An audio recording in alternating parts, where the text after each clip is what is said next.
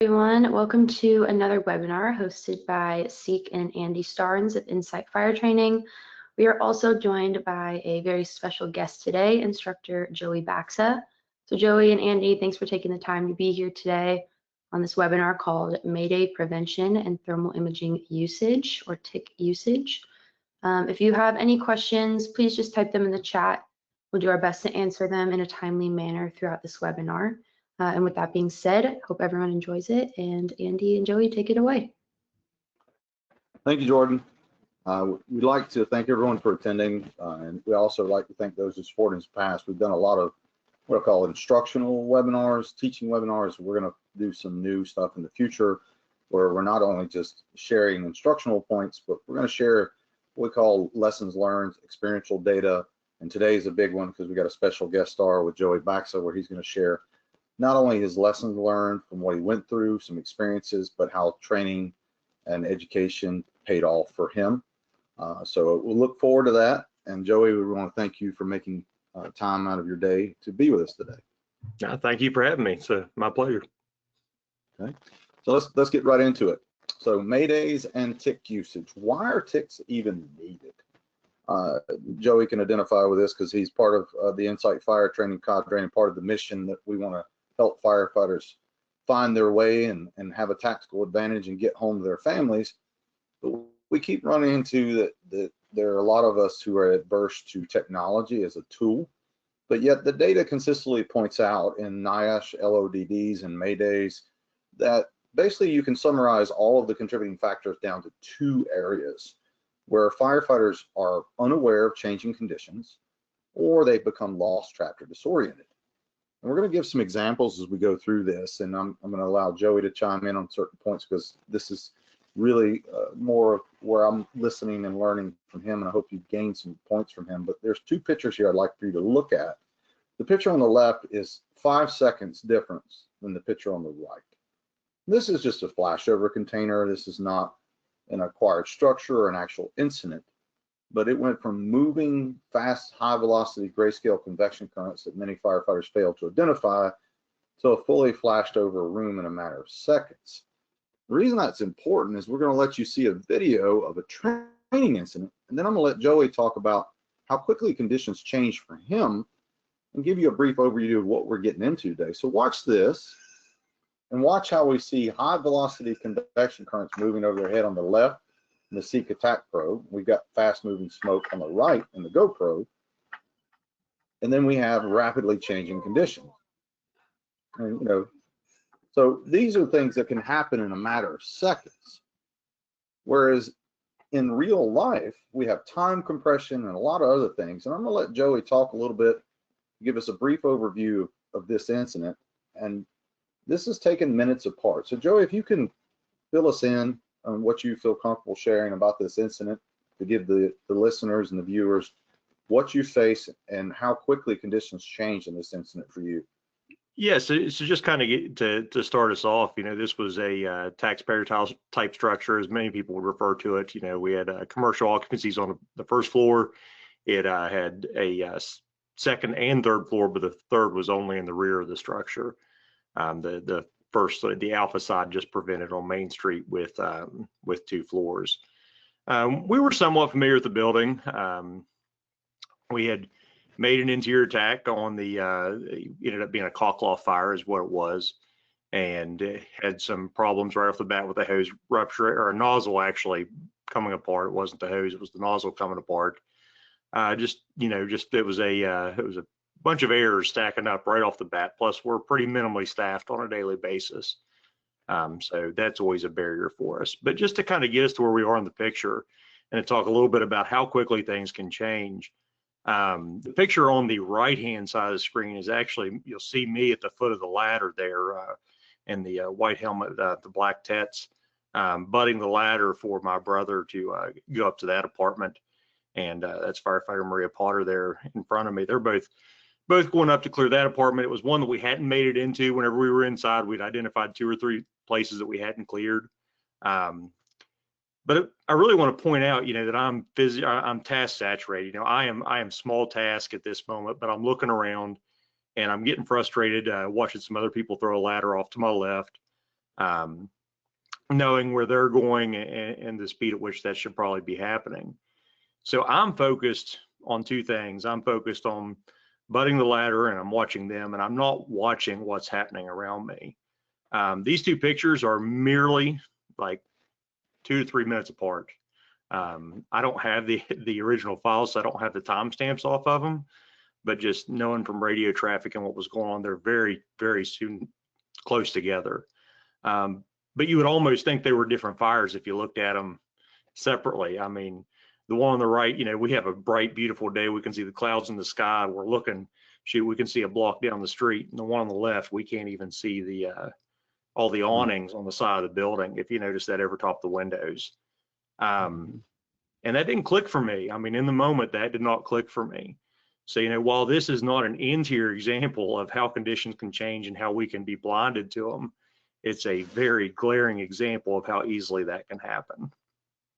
Yeah, and I think it's important too to note, Joey, that, you know, not everyone has full staffing. Not everyone has a lot of apparatus, and your department operates with typically 3 firefighters, and then you have volunteers backfilling that area.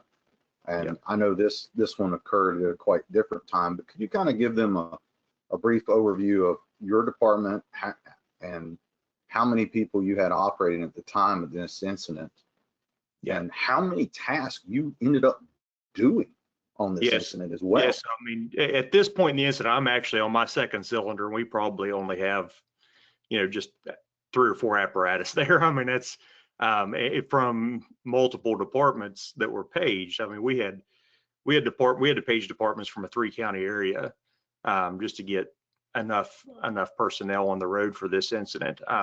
Many of those would be volunteers from rural fire departments that don't even have a building of this type in their jurisdiction.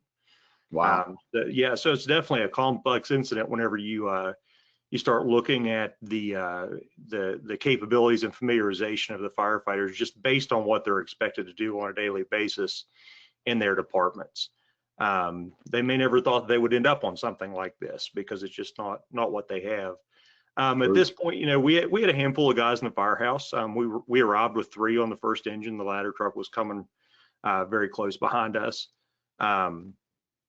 But yeah, there's not many personnel on scene at the time of this here. I would, especially for the size of this incident and the complexity of it. I mean, there's definitely less than 20 in total on scene.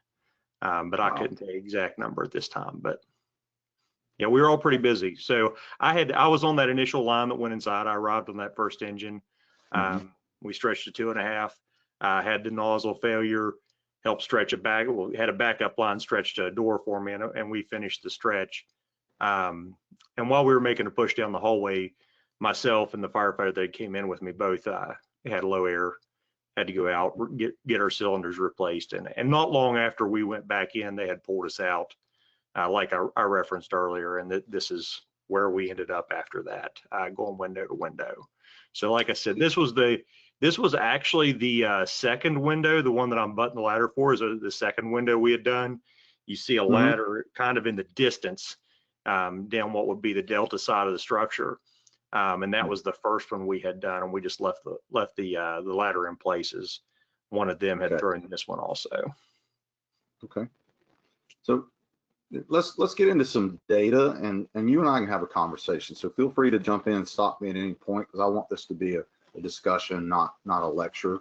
Absolutely. But one of the things that we have a lot of data in the fire service, and my father's a big data guy. He always said, bring me your data, don't bring me your opinion. And I think we're all very opinionated based on our experiences, but we need to learn from data.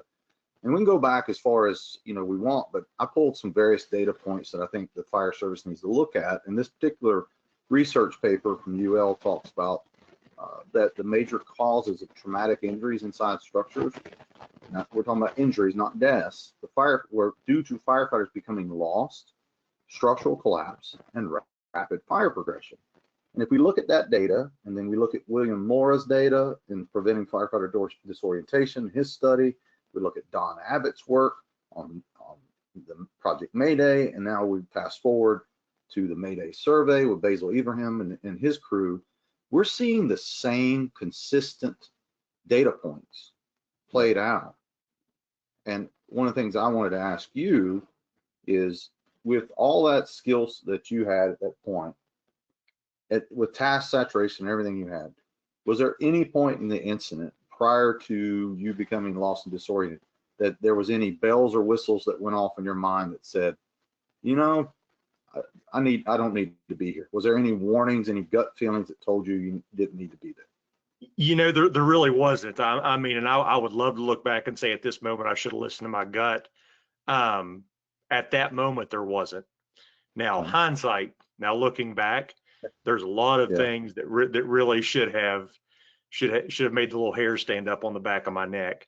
Now, and to go with that, you know, just to make sure everybody's clear, you know, mine did not involve a violent fire behavior incident, so there wasn't anything like that. Mine was purely a lost, disoriented, low air emergency.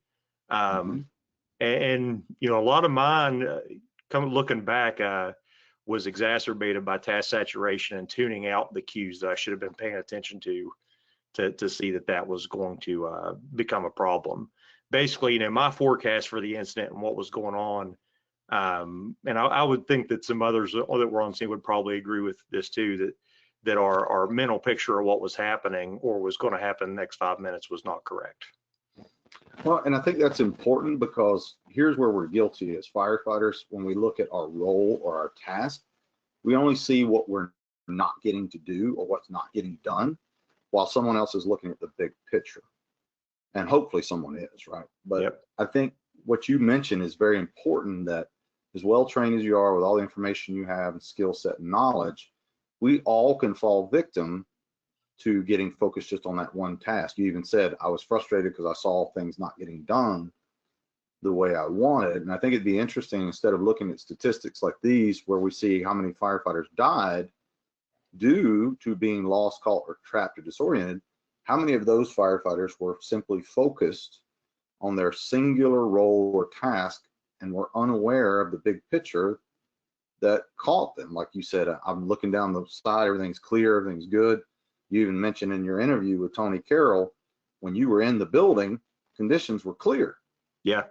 The initial push, and whenever we were forcing some doors the second time we went in, before we got pulled out, we were forcing some doors to some apartments, and we could see the whole hallway. You know, it's worth mentioning that while we were flowing water into the caulk loft at one point, we had somebody open up their door like 10, 12 minutes into the incident and walk out with their earbuds in. You said he had earbuds on? Earbuds in, phone in his hand. And, you know, he didn't even notice that John Bernoulli and I were there in that hallway flowing water until it was like a drop of water hit him in the forehead. And that would have been a good one to explain. I hit a citizen with a 2.5. Yeah. And you know, he, you know, our fire chief had ran down that hallway, knocking on everybody's doors. You know, we live in a world where everybody's literally in their own little world. He had no clue that we were there. Yeah. And I think that's another example of task saturation, people being focused on their own little world. Yeah. So let's shift gears for a second. And since we've kind of briefly gave an overview of the incident, let's talk about thermal imaging, how it affects you and how it should affect the fire service. You and I both are very passionate about using these devices to help firefighters win on the fire ground. Yep. And we have a lot of literature that we review and quote often. One of them is we quote the research paper, Maximizing Thermal Imaging Camera Usage in Emergency Services by Michael Whitty, an Australian firefighter. And one of the things he says is how this device is life-saving technology and can have significant benefits to the safety of our firefighters and protect the most valuable asset in the fire service, which is firefighters. I know we say it's for them, and we believe that. But without firefighters doing their job, there is no them. So give me a brief overview of, in your opinion, in your experience, how has thermal imaging affected or impacted your overall firefighting experience? And then we'll get into how it impacted your experience and this actual incident. So what's been your experience prior to Insight training and in it since you've got into it? Yeah, you know, I was very lucky coming in. There was a gentleman in my department, later was the assistant chief that was was very, very big believer in thermal imaging technology. And it's ironic to hear, you know, some of the things that we teach today, he was telling me in 2006. Like, I mean, he really was. He had some outlooks on it that were kind of ahead of his time. Good. But we operate in a sensory deprived environment. I mean, you know, you think about it, every sense that we have has some sort of limitation to it. Obviously, the thermal imaging camera helps give us our eyes back, right? So that we can see some of what is around us. And also we can see what is happening that we couldn't see with our eyes, i.e. the heat. You know, we can see the convection currents. It gives us a lot more detail and insight that we wouldn't have without it. But, you know, beyond that, I mean, just beyond the thermal imaging camera and getting our sight back, you know, we can't hear things as well because our ears are covered up. Our hands have gloves on them, and depending on what you're provided with or gave, that's not even, you may or may not be able to feel certain things. So being able to at least get that one sense back, you know, being able to at least be able to start to see some things with the proper training and knowing when to use it and when not to, it can help you a lot. But as I'm sure we'll talk about here in a little bit later, it can be a hindrance if you don't know what you're looking at also. True. And I think that's a big focus, is getting, you would agree that, you know, the majority of the classes we teach, less than 1% of firefighters have any actual training and education. So it's no surprise that they're frustrated or have failures with the devices. Yep. Yeah, no, I agree. And, you know, even a lot of them that have had training, whenever we finish, or, you know, I've even talked to people who have said in classes by, you know, some of our friends and acquaintances that teach across the United States also, and they're like, man, I really didn't realize how little I knew. I thought I had training on this device, but until I truly sat in a thermal imaging class, I didn't realize exactly what all it was capable of. True. But in general, the problem is, whether we look at firefighter rescue survey, whether we look at Mayday survey, or we look at line of duty deaths, or we look at any of the data, we work in a low to limited, zero visibility environment in many cases. So it's truly the definition of insanity for a firefighter to think that they're going to be able to feel their way around or see or hear and be efficient in an environment that they can't see, they can't feel. Not that training doesn't help with that, but you can't train for every single layout or know every single building and how they're going to have stuff in your way.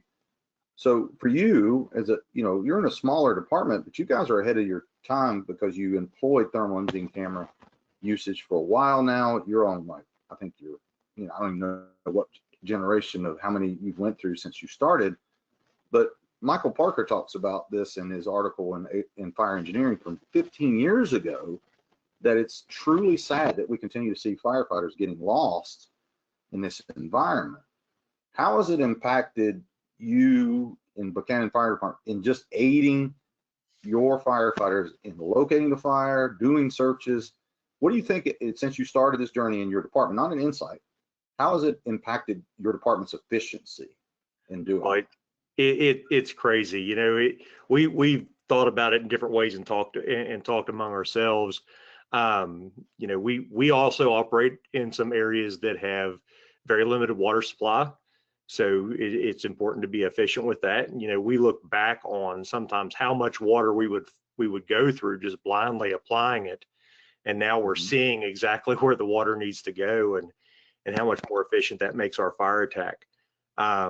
You know, the other thing that I can tell you, we recently made a really big switch in the last year and a half, where we added thermal imaging cameras to every SCBA. So now it's not one or two per apparatus. It's every SCBA has their own thermal imaging camera.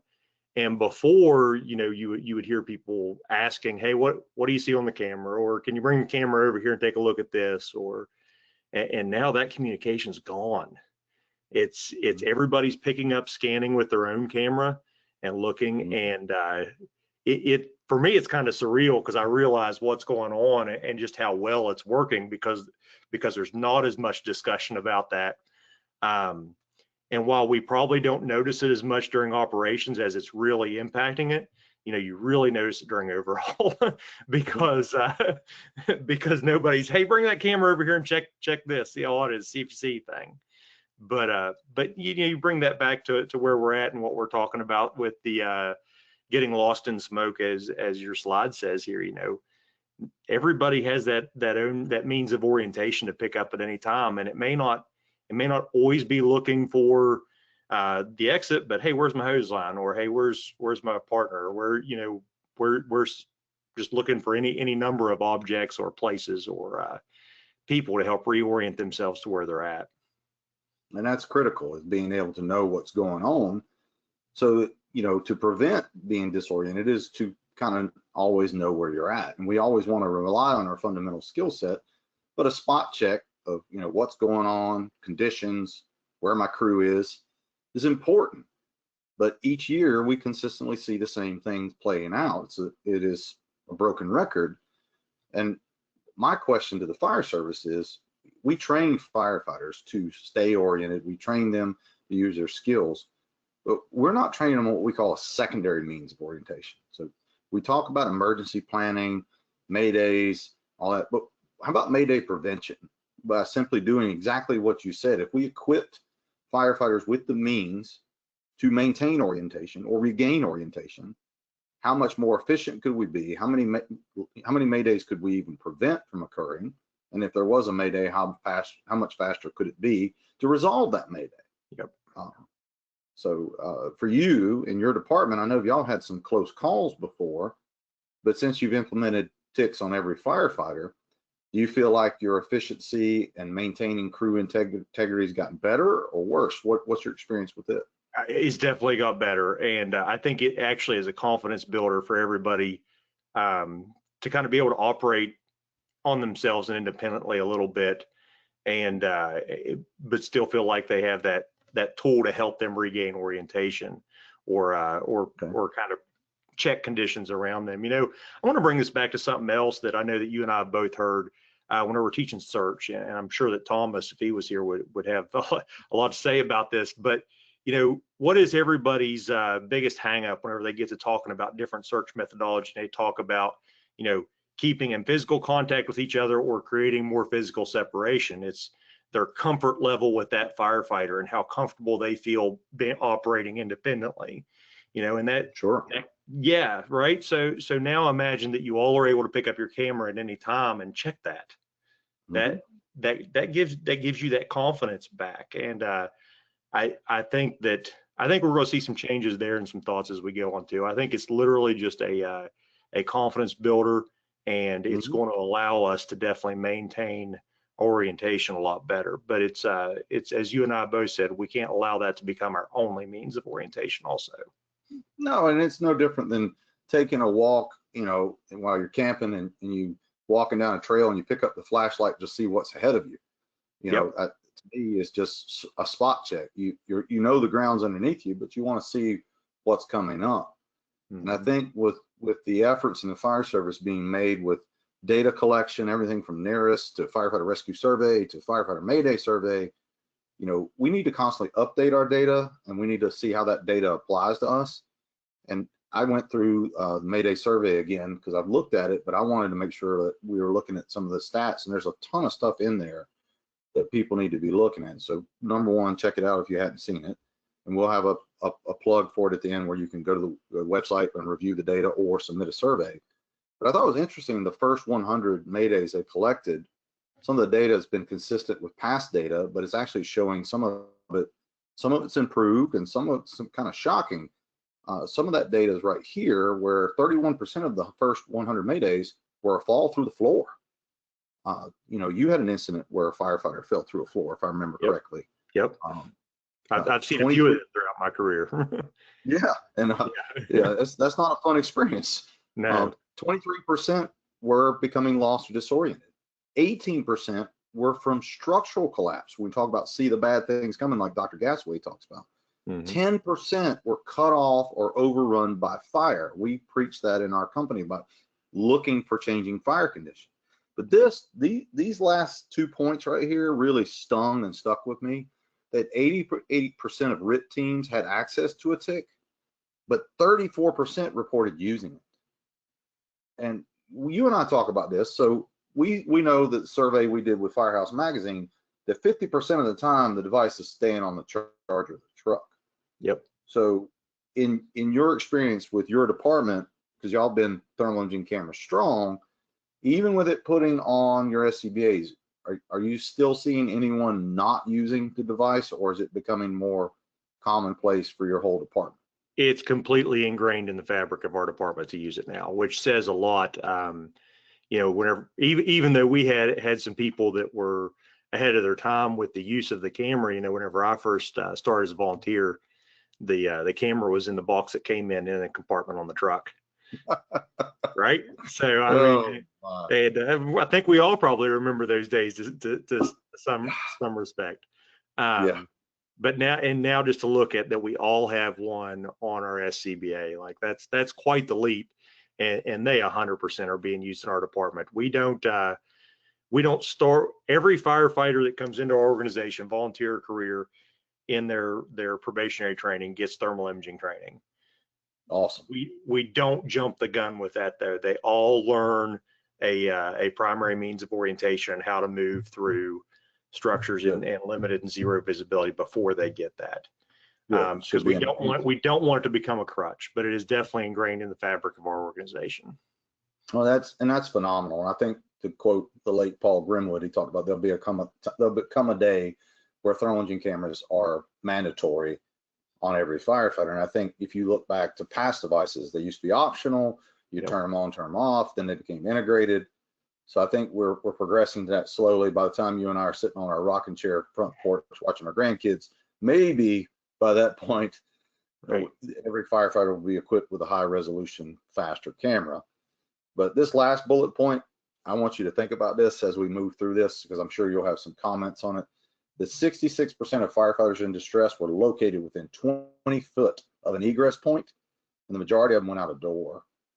So think of that. The door is 20 feet away, and for whatever reason, you can't get to it or can't see it. Yeah. And you can comment on this as well. We watch a lot of thermal imaging camera videos where firefighters don't know what they're looking at or claim the TIC whited out, and they fail to do a simple concept that we talk about a lot. Yeah. Yeah, we'll talk about that concept when we get to that slide. I don't want to jump the gun. That'll be a soapbox probably. But you know, talking about being that close to an exit, you know, just kind of getting back to my May Day. I mean, the set of stairs that would have led us down to the ground floor were probably within 6-7 feet behind me. Mm-hmm. So, you know, if you do pick up your camera and look, do you cover the whole area? Do you look all around you and not just pick it up, boom, in front of me and put it down? We have to make sure that we're aware of 360 degrees around us. And ultimately my exit, which was a window, was less than 10 feet. Well, there you go. That's what I was hoping you would point out, was how close your means of egress were. Yep. Yeah. It's, I mean, especially if we're talking the residential setting. I mean, houses, normal houses are what, 30-40 feet wide at the top. I mean, you're never that far away from some form of an opening. So, but yet we can't find our way out. The FAA proved that in less than 2 minutes, they could take someone in a room and completely disorient them in darkness in less than 2 minutes. And think about how many times we've been disoriented in these small spaces. But this next part of the firefighter Mayday survey data, I thought was pretty powerful. You know, Project Mayday talked about 35% of all Maydays were resolved by self-rescue. Basil's work showing 82% attempted self-rescue. In your incident, that was a big deal, that you guys were not just sitting idle, you were trying to alleviate or resolve the problem. Yeah, and I think that's also huge mentally, because, you know, if we don't make attempts to self-rescue, you can kind of start to circle the drain and lose some hope. And I can honestly tell you that there was a point in my incident that for a very brief period, I could have easily went that direction. Sure. But, you know, we talk about self-talk and where your head's at and everything, and there's not a time that it's more important than in that moment. So yeah, I'm happy to see that statistic is that high. I was very happy to see that, because that means we're getting better. Yeah. So one of the concepts we teach in our simple one-day curriculum is that we want firefighters to use thermal imaging cameras to do two basic concepts.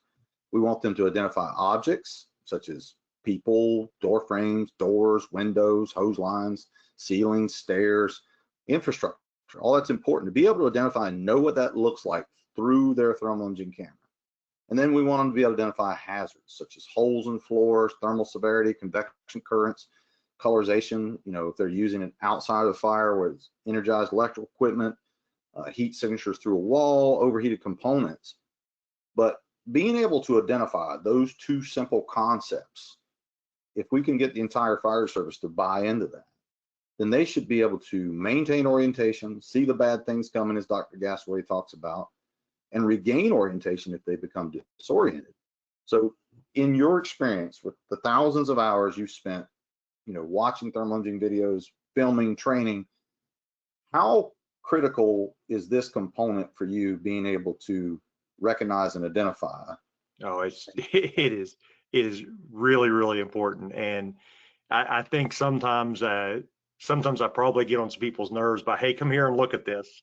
That's good. I like it when we get on people's nerves in a good way. Yeah. And it's because some things that we take a lot of things for granted. And you mentioned holes in floors earlier and everything. A lot of that can be altered by angle. True. Think of stairs. Think of how many different ways you can look at a set of stairs. Be a profile view. You could be on top looking down. You can be looking straight at them. That can impact, how those stairs show up. So, I think that just daily use. I mean, because as you mentioned, like how many hours have you or I spent looking at thermal imaging cameras and identifying those objects? We can't take that for granted in teaching other people, and that doesn't have to be done under live fire conditions. No. I mean, should it have some proponent to that? Yeah, but it can be done on a daily basis. Yeah, and simple things. It's like, when you're going somewhere, like I go to different countries all the time, being able to locate and identify places based on signage. When you put a different language on it, it becomes very difficult. Well, the language we're trying to teach firefighters is the language of heat and working in the dark. So if we can put them in that environment and teach them to identify things that help them regain or maintain orientations, like simple things like ceiling fans are in the center of a room. Floor registers are below windows or could be in the ceiling above a window. What a baseboard looks like, right? What a hose line looks like and how that can lead them back to their crew or the way out. Drop ceiling tiles, being able to follow that pattern, drop down and find doors and windows, door casings, moldings. Big one that we've all focused on too is like looking at door hardware, whether it's a panic bar or doorknobs, because they're metal and in many cases they're reflective and it causes them to stand out. Being able to do that, and your department has a pretty neat training facility where you can do this. Tell them a little bit about this indoor facility, what y'all built just for sets and reps and how that can help them. Because a lot of people would identify with, well, man, I can't do live fire. How am I going to do this? Yeah. And just getting them used to it. So tell them a little bit about that, what y'all done. So we were fortunate in this matter. We were given a very large garage type building, metal building that used to be belong to our public works department. And along with some land to build a live fire facility, but we knew that was going to be a little bit longer. But we also give credit to our folks. We have some people that are pretty sharp on education and instructing, and we realized the benefit of having an area where we could do repeatable scenarios that weren't under live fire. There was no IDLH atmosphere. What does that allow us to do? Use live victims. But we also wanted the structure to be somewhat realistic. So it almost kind of has the UL facility feel whenever you walk in, and there's a ranch style home built inside of this building. And it's not completely like a house you would go into. We've not added any floor coverings or anything, which we have talked about, but the doors are real doors, the windows are real windows. There's furniture. We can move the furniture around and mix up the rooms. There's a bathtub. There's a washer dryer. There's kitchen cabinets. There's a stove. There's table. I mean, it is furnished just like a house. And that's just a step in the training process, not just for thermal imaging cameras, but for all of our fireground operations. Well, it puts those valuable slide trays in your mind of what those things look like, right? Yep. I think I'll give Cobb County a shout out. They were talking about their burn building. The burn building has these little rooms that are designed to look like bathrooms. and they were building a metal frame on the wall above the sink and putting polished stainless steel panels in it to mimic a mirror. And I thought, that's brilliant, you know, Yeah. because in burn buildings, it's, you know, A, you got restrictions, B, you can't put a lot of things in there because they're going to get damaged, and the mirror wouldn't last 3 seconds when you're doing evolutions, but that's good for showing reflection. So I think these sets and reps that a lot of people gloss over because it's not live fire, it's not valuable. Well, no, there's value in these drilling and sets and reps and letting them see these objects in ambient temperature, and then hopefully getting to show them in moderate and severe temperatures as well. Yep. So I think you guys are setting the example by doing that. Yeah, it has been a big benefit. You know, you think live fire and just how much logistically you need for that, and the number of personnel to hold that training evolution, and then how limited you are in reps. You know, it makes perfect sense because we can gather 2 or 3 people and run through a few scenarios, go in there and just run Mayday packaging drills repeatedly, and not have to worry about any of the logistical concerns. Good. Well, let's break down the TIC itself. We know a firefighter should be fundamentally sound and receiving training, but if I'm going to use a camera in rapid intervention, or it's going to help me with maintaining orientation, or God forbid I do have a mayday, I listed some components here that I'd like for you to chime in on and why these are important for a firefighter to have a camera that meets these specs. And the first one is, let's talk about why resolution is important for a firefighter. And keep in mind, when we say high resolution, we mean a minimum 320 by 240 in an updated device from 2021 and newer. And that's probably going to sting a little bit with a lot of people, but how did that play out for you? Why is high resolution important, and how did that help you? Yeah, they'll see exactly why that played out for me whenever we look at the scan and some of the image and video there from my incident. Just being able to identify what I needed to see to find my way out, and we'll even be able to see some other building features in that. But I'll tell you the story that I like to tell to really outline how important this is one of actually a really good friend of mine who had a low resolution camera on the fire ground. And it was a 160 by 120, and he made it to the top of the stairs in a industrial facility, pulled it up, made a scan, said I didn't really see anything other than a yellow blob at the distance. So I went to go that way and took about two steps or slides that direction and ran into something. And he said, I put my hand out, put my camera up, didn't see anything, but I got an object, and it was scaffolding. And he kept running into scaffolding all over this large room as he tried to move through it, but he was not able to see it on the camera because of that low resolution sensor. So, you know, that's disorienting in and of itself for him, because he's running into objects that he thought he was in a wide open room. But, you know, going back to high resolution, just think about the things that you can see on an SCBA that you can't necessarily see on a low resolution camera, you know, such as your universal air connection, or you know, just any part, second stage regulators, any part and piece you may want to see there. The level of detail is definitely needed, and I think the more that people use it in training, just to see what they can see through it, they'll realize that, especially if they have a comparison there. I think that's what drives it home. Like it really is. You really think a camera is just a camera until you compare 2 different contrasting cameras, and resolution is a huge part of that. You know, we're talking about looking at newer cameras versus older ones that have the same resolution. You can look at this picture and see a big difference, 320 by 240 of a newer model versus a 320 by 240 from 10 years ago. Yeah, that image enhancement that's in the newer cameras, you know, it just allowing those edges to pop and stand out from one another makes a big difference for object identification. True. And the other thing many firefighters have found out, that when they bought situational awareness cameras that were a lower refresh rate, when they were dealing with a 9 hertz camera, they found out, oh man, this is frustrating. So they weren't using it. We need cameras that are faster, minimum of 25 hertz. And then they need to be aware of cameras that, you know, are dual gain, that often have a slight delay when they're switching, which can cause them to miss valuable information. That could be an issue with firefighters as well.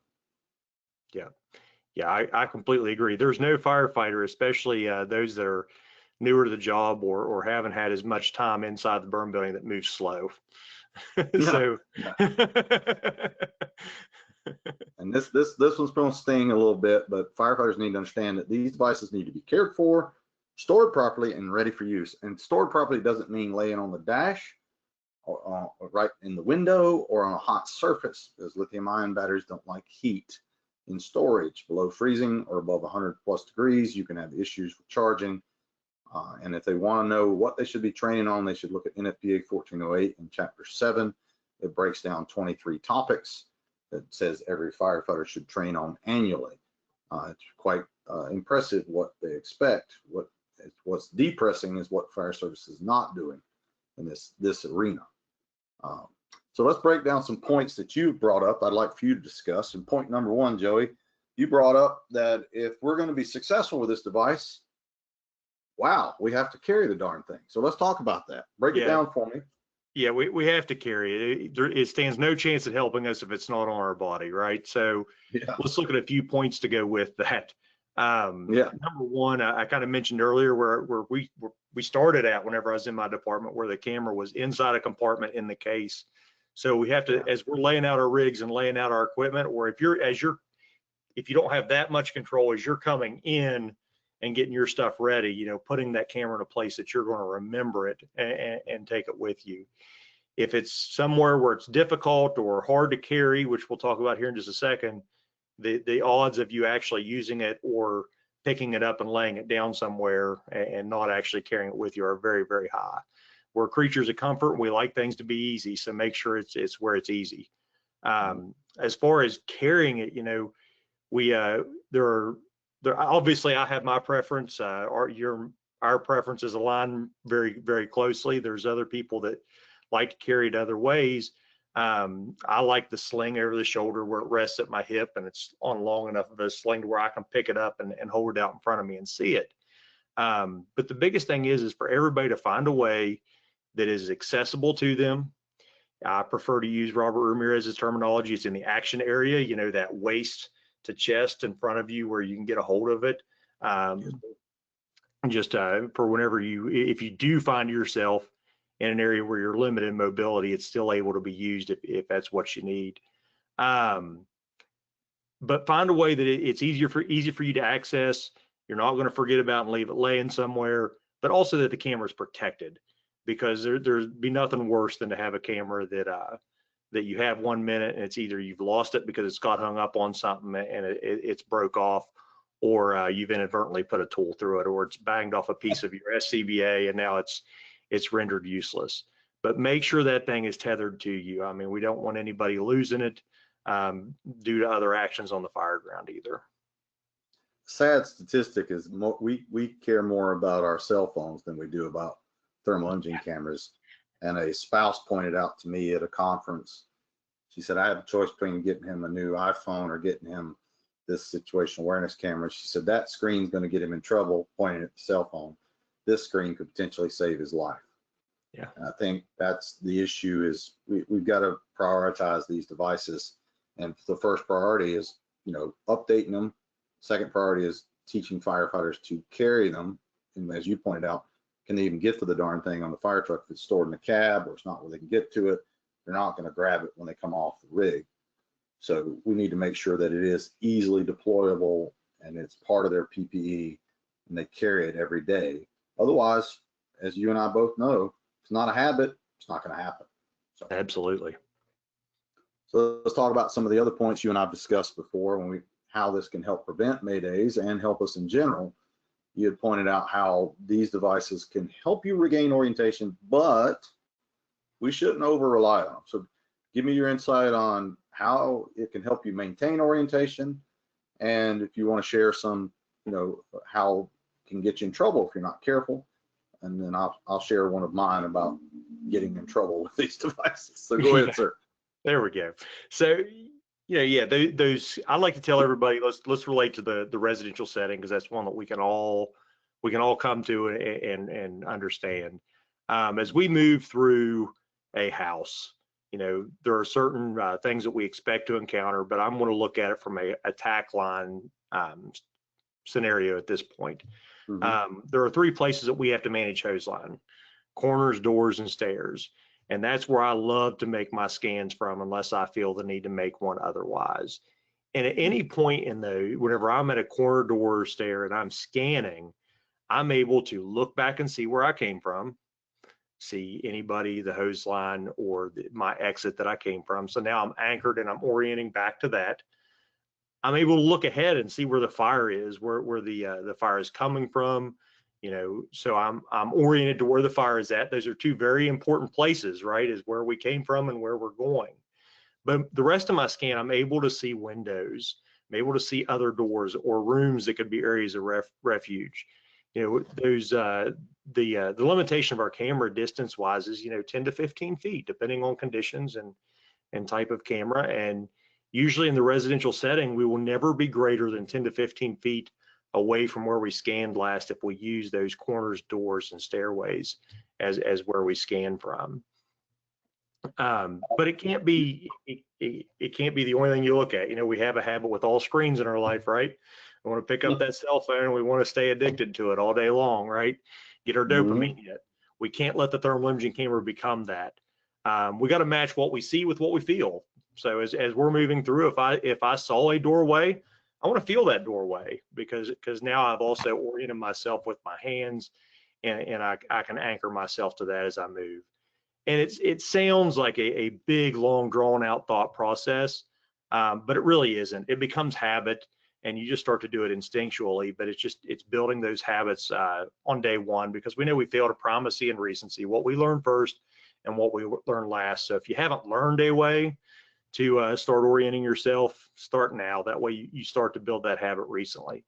But you know, it's just keeping those things in mind, and everybody will see on my scan here in my Mayday here in a little bit, those scans don't have to take a ton of time, especially as you get used to interpreting things on the camera. I mean, it shouldn't be real quick, but you know, 7, 8, 9, 10 seconds, you can get a lot of information. You get 12 to 15, you're going to see absolutely everything. I mean, it doesn't have to take a full minute, like I think a lot of people believe it does.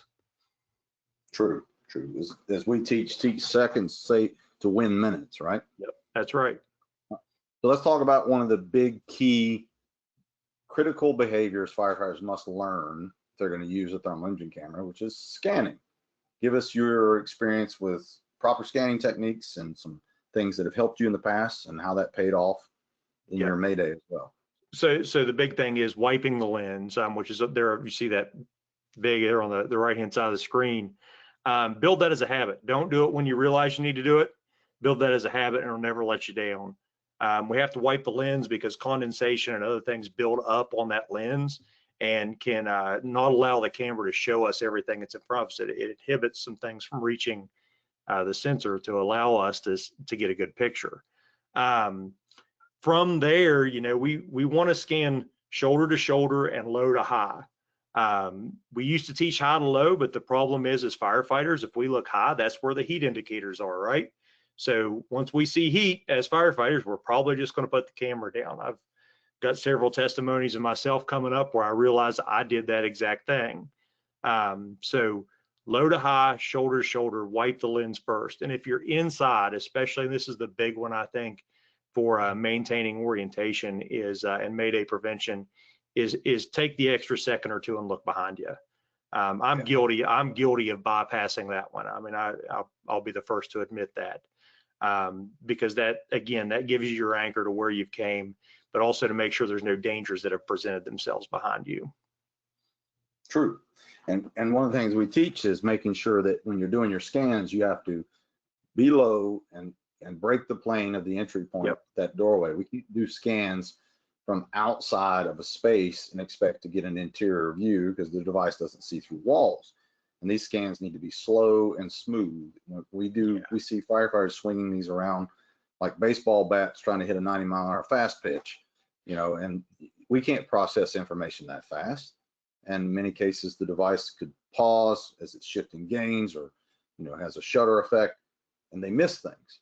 So developing this habit, so it's not going to happen overnight. This is, as you've learned with your department, you guys been doing this for a while. It took a while probably to get people to scan slow and smooth and start, processing faster.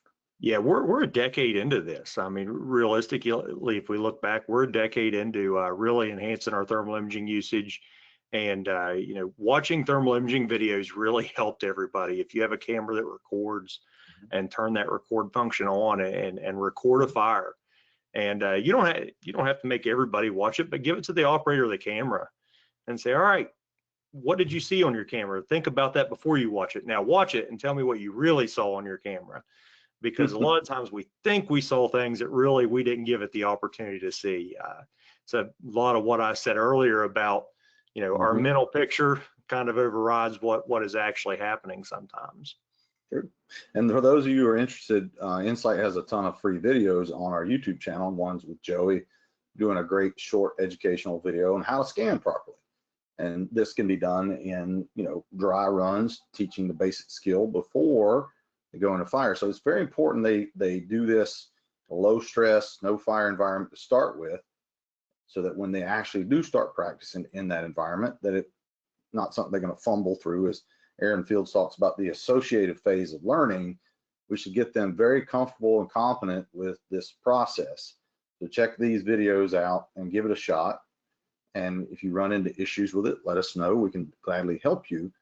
But one of the things we want to teach you is that firefighting thermal imaging cameras haven't whited out in 25 years. And we get comments about this every week. My TIC whited out, my TIC whited out. There are several reasons you may see a white screen, but your camera doing it due to heat is not the problem. Most of the problem we see is due to moisture and particulate buildup on the germanium lens, which is the front of the camera. In this video, we're in a flashover container. Joey's actually holding the camera here. And what's happening is moisture and particulate are building up on the front of this Seek attack probe. If we weren't trained on this, we would think the fire is going out. The image is diminishing because IR energy can't get through that moisture. He wipes the lens and bam, the image improves dramatically. That's the good news. The bad news is it's not going to stay that way because you're not in a good environment.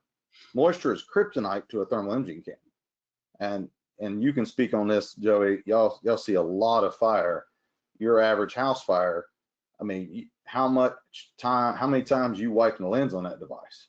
Oh, it's a lot. You learn to, like I said, you just learn to build it in as a habit and expect it. I mean, especially, at times whenever you're above the fire because you're in that exhaust where all that moisture and everything's accumulating, or close to the hose line. As we have said for years, I learned this from you. If you have to wipe your face piece, you're going to have to wipe the lens on that camera. It's trying to see also. Let it. Well, that's critical, because if we could fix any issue today, maybe we could fix that for many firefighters. But let's talk about moving through an environment and how important managing our areas, and how TIC use, if you do certain attributes correctly, can help you with your breathing. So give them a brief overview of how that helped you manage your air in this incident. So hindsight, looking back at my incident, one of the things that I realized is from my use of the camera, I didn't just blindly go scurrying different places, almost, I don't want to say in a panic, because I stayed relatively calm. I mean, there was definitely moments where I probably wasn't, but I was sitting stationary. I wasn't exerting any energy. I was able to control my breathing and make a scan with the camera versus, sliding all around, touching different things and exerting myself more. So that definitely allows you to maximize your air use, and also not increase the stress and the panic of the situation, which is just going to inevitably make you breathe harder and use more air. True. And that's calming yourself down, which is a good thing. Yep. So we mentioned object and hazard identification, how important that is for firefighters. And you mentioned, watching all those videos, how it helped your department out. We must stress that if firefighters are watching videos, that they need to watch videos of their respective model of thermal imaging camera, because all of them vary in how those images may look. So we've got 3 images here: a room layout, attic truss failures from Gwinnett County, Georgia, from our friends there. viewing windows and egress points when we were at Delaware State Fire School. But one of the things you mentioned in your outline we discussed was how important that image interpretation was through practice. Yeah, because it's not just seeing it once. Mm-hmm. It's being able to do it in a moment's notice. I mean, and we'll talk about that, point that out on the video. But you know, it's that aha moment, that light bulb comes on, like I know what that is, and you're not finding yourself scanning 2 or 3 times, or then resorting to blindly feeling for things. True. And I think that's one of the things we talk about in object identifications, things like stairs, windows, doors, those things that we said were never more than 10 or 15 feet away in standard residential structures that we can identify. And I have your slide pulled up of the East Main fire, and I want you to give them a overview of what you were doing before we play this video. Yeah, and where you ended up. So just to kind of set the stage, we went in through the window into this apartment. Apartment ended up being completely empty. So it was pretty easy to clear, pretty quick to clear. As I was going in, I didn't realize that my air was low. And at some point, as I was going in, or while we were in there, you know, I started to get all the alarms, the low air alarm, the audio alarm on my MSA was going off. I did not realize that at first, with all the noise of the incident. And just to be honest with you, you know, as much as I train or am teaching, student, working, you know, I think I probably got desensitized a little bit to that sound. Now I'm definitely not, and I take that a lot more seriously. But so we come back over the window, older structure, windows are narrower. I always go in head first through the window off the ladder, come back out feet first. Well, because of the size of the window, I could not get my body with the SCBA on to fit out back onto that ladder. Looking back now, there was absolutely no emergency at this situation for me. And from this point forward, we created it, because there's no smoke in this room. It's completely isolated. I don't even need to be on air. You know, all the smoke is above us, and outside the apartment. At that point, there's a lot of other options I had. Have somebody bring me up another cylinder, or take the SCBA off and see if I can get down the ladder. Like, you know, so just a lot of glaringly obvious, simple answers to a problem that was made to be bigger than what it was. But you know, I looked outside that window and looked down that ladder. I'm 3 floors up. All day long, my mental map of this structure had been that it's clear visibility, see 40 feet down the hallway, not a problem. And I remember telling the guy who was with me, I was like, I'm not bailing out head first on that ladder whenever I can walk down the stairs and walk out the door. So we go over the door, and the door is screwed shut from top to bottom. They had some problems with vagrants, I believe, getting in the apartment, so they took care of that from using screws. There was a window to the right of the door that we ended up taking and going out into the hallway. And looking back, there's another point, just another one of those little inflection points where we should have realized that the hallway was filled with smoke. I don't think either of us really took the time to look before we went. We just blindly went out the window. And I remember whenever firefighter Smith that went out before me, you know, I remember him yelling back and saying, "It's farther than you'd think, Cap." And you heard him right before they hit the floor pretty good. And as I'm coming out, I hear him say, "I can't find the stairs." And whenever I get out, I realize we're in a completely zero visibility environment, smoke-filled hallway, and obviously, you know, the low air alarm I knew was going off at that moment. Out of instinct, I pulled up my camera. So the beginning of this video, the camera's moving a lot, and that's actually me coming out the window. Like, so you'll see how quickly I went for the camera. Scan starts right here. I'm gonna let it play through once and just let everybody kind of watch it there. All right, you can go, if you don't mind, Andy, go back and restart it. Yeah, absolutely. And so I'll kind of walk you through just to see how quick that scan was. About 6 seconds. I have students time it in class. But the scan starts right here. You can see the camera kind of calm down, door, stairs. And it was that quick that I realized where the stairs were. There was not no pausing and you know, leaning in closer and looking at it. Is that what I think it is? It was instantaneously. I knew that was stairs. So And that's key, is that you knew that. And what I want to stress is, everybody thinks videos in thermal imaging cameras are going to be really crisp and clear and are always going to see. You were in an environment where everything was almost the same temperature. yes. And when you're in a washed out or bland scene like that, thermal imaging cameras struggle because there's not a lot of contrast, but yet you still were able to pick this up. Yeah. Yeah, and you know, I remember whenever I first showed you the video, you know, you looked through it 2 or 3 times and was like, yeah, that was not very clear. But I just, you know, and we know that thermal imaging cameras don't give us a great sense of distance. So, you know, that hallway, whenever you see door and doors, you know, the first door is perfectly on my left. I mean, it's right beside the window I just came out. But the other one is probably 8 to 10 feet down that hallway. You know, think about how much energy could have been spent had I followed that wall on the left-hand side all the way down to the end of the door and then came back to find the stairs. So whenever I'm talking about, that's the door to my left, keep going. You see down there at the end of that's the end of the hallway. That's, you know, that's the temperature difference between the gap at the bottom of the door.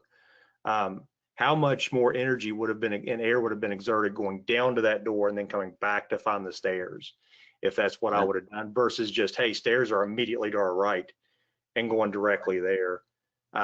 We talk about that a lot in other aspects of the fire ground, you know, whether it's going directly to the fire or going directly to the bed. Like this is, you know, in the Mayday scenario, going directly to the escape route rather than blindly crawling around looking for it. And that's how quickly you were able to identify that, which is key. Yeah. And we want to stress to everyone listening, there's a very long interview, very informative. I encourage you to listen to it, where Joey breaks down the entire incident with Tony Carroll on May Day Monday. And we put the QR code here. But we put this slide up, and the copy of the presentation is available at the end of this webinar for anybody who wants it. We want this to be a discussion piece for your firefighters to say, hit 6 seconds. Would you be able to identify what that was in 6 seconds? And that's critically important, because without your training and education, that was my life. Right? Yeah, that was my life. Just to put it simply, that was my life right there. Because once we got, just to finish the story, once we got to the bottom of the stairs, there was a moment of doubt in my mind, I won't lie, but whenever I picked myself up and made myself look around with the naked eye, you know, we talk about look with your eyes also, you know, don't just pick up the camera. I was able to see a thin strip of light up high on a wall, which I pretty well identified as most likely a window, and that's where we went. And that all happened after my partner, while we were somewhere in that hallway. I'd have to confirm with him exactly where he was. He and I have talked about it a couple of times, but I think we're at the bottom of the stairs. He had transmitted the Mayday. Okay, that was my other question. Was, I know I heard when I listened to audio that your brother also called, but I never did hear Ethan's Mayday. That's something I need to go back and listen to myself, because I've studied your incident, obviously not as intimately as you, but I didn't hear his. Yeah, you know, so my brother realized, my brother and another firefighter on the outside had actually realized the low air emergency before I did. So like I was talking about the auditory exclusion, not realize it's going off. They realized I was low on air before I even did. Yeah. And Joey, just for context, how many fires does Buchanan Fire Department go to per year with your 3-person staffing? This year, not a lot. We're down, unfortunately. Fortunately for our citizens, but unfortunately for us. You know, typical year, we're running between 45 and 60 fires would be a good average year for us. That's fully staffed with 3, minimum of 2, backed up by about a dozen volunteers. And then out of those incidents previously to this, how many times do you think you go through a window for a window initiated search or VES on average? I couldn't count it. I mean, it's a lot. I mean, it depends on the timing of whether I'm coming in off duty or on duty a lot of times. But going through a window was not foreign to us at all. The point I'm trying to make is it is not uncommon for someone from Buchanan Fire Department to go through a window. You guys do that on a regular basis. Yeah, not long before this fire, we had another apartment complex burn that was in an adjoining district that we were first in on, and I think that we counted that there were 10 windows VES'd by the truck crew that I was on, in the first 10 minutes, 10 to 15 minutes. Wow. Well, one of the things that they mention in many of the Maydays that we'll discuss is being able to know where things are, and they're unaware of when they fell through a floor or there was a hole in the floor. But if we could stop, look, listen, and feel for clues along with using the TIC, we may be able to know where our crews are at or where hazards are. And firefighter Mayday survey pointed that 20 of the Maydays reported a hole in the floor or floor collapse. One of the things that we've noticed in traveling and training is many firefighters don't look, like you mentioned. If I just looked, I would have known what I was getting into. There was a fire department visited recently in Iowa. They forced a door, which appeared to be a room, and he live fire layout dove in, not knowing it was a makeshift elevator shaft, and he fell 30 feet, crumpled up at the bottom of it. He survived, but he didn't look. So holes in floors, like you mentioned earlier about stairs, can be hard to see, but with proper training, like those stairs you saw, you can identify them depending on the angle and the temperature difference. But you've got to practice looking at these things. And I always joke, instead of watching, TikTok or playing Candy Crush, maybe we should be watching fire-related videos in thermal imaging so that you can realize what these things look like. So it's important that they do that. And one of the things I want to briefly discuss, because you have some background in this, because your department's also done a ton of firefighter survival training, which I think you mentioned played a big role in aiding in your Mayday as far as helping you. But being able to stay calm is obviously a big deal, but helping another firefighter using a TIC, one of the things we talk about is being able to identify components and areas and things that they need. Give us some brief overview of how that training plus thermal imaging has helped you in RIT and Mayday training and survival, if you will, Joey. Yeah, no, in that incident, we had done, in the prior probably 3 months, we had done low air emergencies and went through different breathing techniques as we refresh on routinely. But we've going away from that, we've had other instructors in and we've done RIT scenarios and everything with them, but we always try to, whether it's covered in the class or we do it on our own after the fact, is when can the camera help us and when does it hinder us? And looking at those SCBAs to find those connections or body positioning of the victim, just so we know which way's the head, which way's the boots, how are they laying? Is there something on top of them? Like, may not know what it is on top of them, but are they pinned by something? Like, there's those little cues that it can give us. Another drill that we've done is we'll take Cat 5 cable and lay it down beside the second stage regulator hose, just to show our firefighters, where the sweet spot is to look at a firefighter to see entanglements, because everybody gets up on top of the firefighter. Either the firefighter verbalizes to them that they're entangled, or they try to move them and find out they're entangled. And then they pick up the camera and try to look, and they're so close that those objects blend together. And that you need to do that with your own camera, because it varies from camera to camera. With our fire or attack pros, we have found that we can be, within 18 inches of that versus, some of the others that we've had in the past, we had to be much further away. So that's definitely good training also. And that's a good point. The majority of fire service thermal imaging cameras are focused at 1 meter or 3 feet. So if you're working up close on a firefighter, you'll have basically depth perception issues, whereas the SEEK is focused at 12 inches. But I agree with you, it may be focused at 12 inches, but about 18 inches or so, you got to be a little bit further back. But you can work closer if you needed to be, which is where you need to be in a RIT scenario. Yes. But I've got a video here of the FirePro 300 showing just how good the detail is up close and object and hazard recognition. It's It's a split view of the same environment in TI basic versus survey mode. The reason I put that in there is, as much as we like to teach firefighters to address color, and early colorization can help you with heat recognition, a lot of those particular investigative color palettes are not the best for search or when a Mayday scenario, because color can hide areas or block out detail.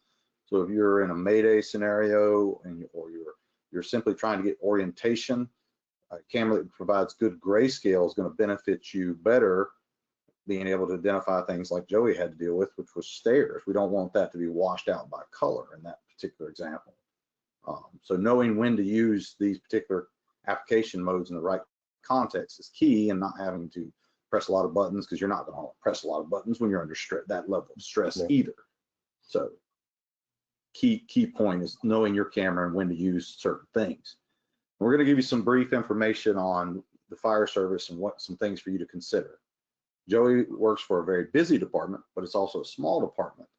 And Joey's no stranger to this as well as I am. Many of us have had to buy our own equipment. You know, our fire departments may provide certain things and they may not, but there's 1.2 million firefighters in the US.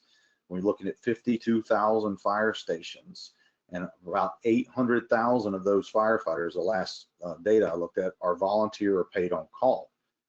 They're not going to be, you know, given the best equipment in some cases. Some are in some great areas, some are not. So that comes down to, do they even have access to a thermal imaging camera?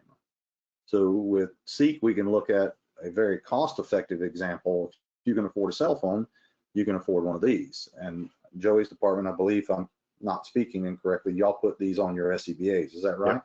FirePro 300s on every SCBA except for the officer. The officer carries an Attack Pro. Okay, so you got the decision-making power of the Attack Pro inside the situational awareness housing of the FirePro 300. So both your firefighters see the exact same image, have the same speed, just one has a smaller housing, obviously. Yep. So that gives you your guys better decision making. Yep, and they are ours stay clipped on the SCBA. We don't leave them in a charger. We charge them at rig inspection. Just there again to make sure that they go with them. They're not having to take them out of a charger somewhere on the apparatus. And that's smart, because how many times we're going to forget something because it's not with us. I think that's a great idea. Yep. The other issue with understanding situational awareness cameras, decision-making cameras, is making sure you choose a device that gives you that higher resolution we talked about, gives you that refresh rate, because if you're in a Mayday scenario, the last thing you want is a camera that delays information to you. So be aware of the 9 Hertz devices that are out there. Not talking bad about any camera, but there are many 9 Hertz cameras out there because of export classification rules. Manufacturers can ship these cameras anywhere in the world if they're 9 Hertz. If they're above that, there's very strict rules on that. With this particular device, we're looking at 2 of the exact same image. The difference between the Attack Pro and the FirePro 300 is the field of view. One is already flipped up in what we call the gangster grip or vertical orientation. The FirePro 300 does not have the insulation the Attack Pro has, but it has the same performance. Plus, you're not shortchanging your firefighters when it comes to image quality or speed, and they hold it like a cell phone. They can see floor to ceiling in one image. So it helps them in that regard immensely in decision making. And unlike some other situational awareness cameras, you can actually wipe the lens on this one with a gloved hand, which is a big deal, because you can't wipe the lens, you can't clear it. And obviously the benefits are smaller. Firefighters don't like heavy things. Imagine that. They can operate this with the gloved hand. It's ergonomically pleasing, and it has the different features. But for us, we like to teach that we want a camera that has a high resolution, it's fast. We want something that's simple and durable.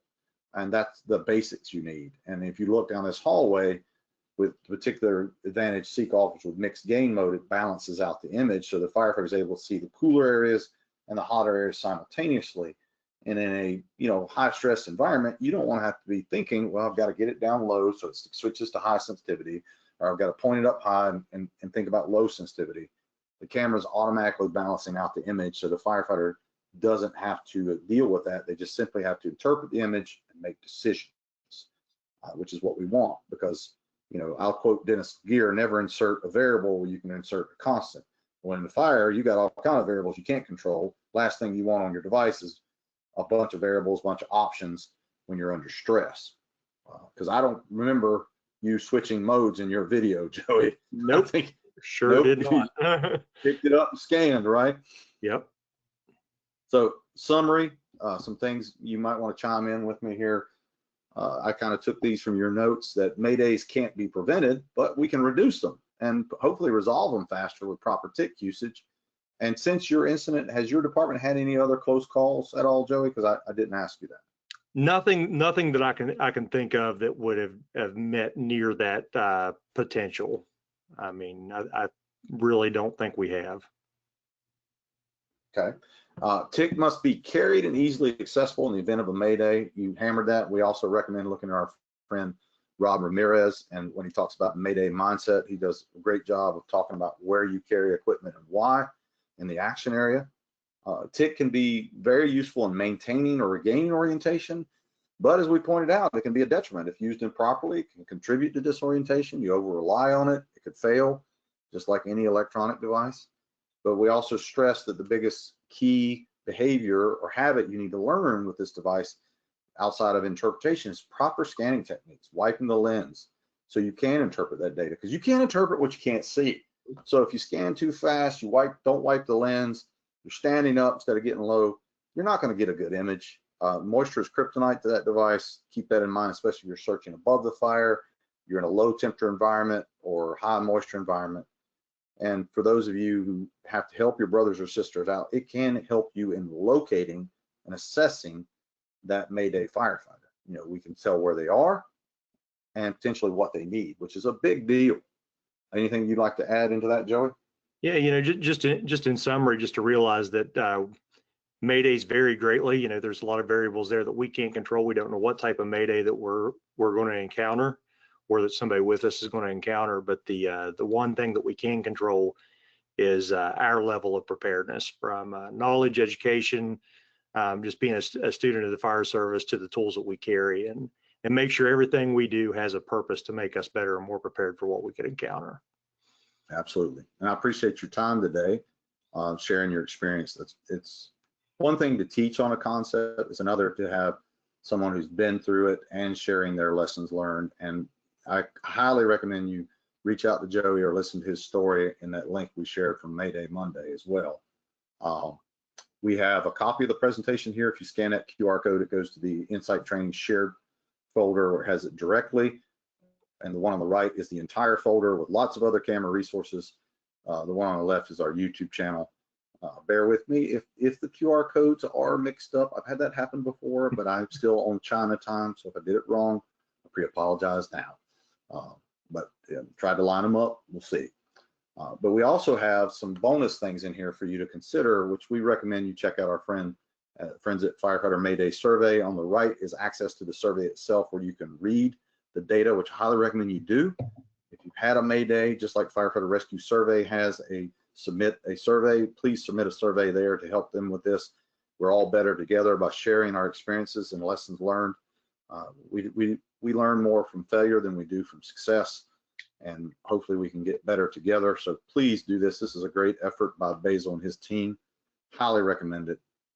And we will have another free webinar coming up in October on the 14th on a very common problem in the fire service called locating the fire. One of the things you read about in Maydays is, especially in Don Abbott's work, is we're having difficulty locating the fire. We're going to break down some simple concepts that can help you on your standard residential firefighting that will help you hopefully in your next incident and beyond. We want to thank you for your time today. My contact information is here. Jordan can put in Joey's contact information as well. You can also find him on Facebook at Instructor Joey Baxa. You can find him on Instagram. You can find him anywhere else I'm missing that you're on, because I know you have Facebook and Instagram. Anywhere else? No, Nate, always feel free to text me, 304-613-7654. Thank you. And thank you for your time today, Joey. You're a busy man and you got a lot going on. I appreciate it. Any closing remarks you'd like to leave with our audience? No, I just appreciate everybody tuning in, listening to what I had to say, what you had to pass along. And as always, I enjoy being here with you, and I appreciate Seek for the invite. Yeah, and Joey also offers a great class on dealing with short staff, you know, and it's great examples of lessons learned and things they've learned in his own department. So reach out if you'd like to learn more about that. And Jordan, we'll hand it over to you. All right, thank you both. If you guys have any further questions after this webinar, like Andy said, please feel free to reach out to Andy directly or myself, and we'd be happy to answer those questions. If there was something that was mentioned that you wanted to go back and reference, we will also be sending out a recording of this webinar to everyone who registered. So thanks again, Joey and Andy, for your time. And thank you to everyone who registered for today's webinar. Thank you. Thank you. Have a great day.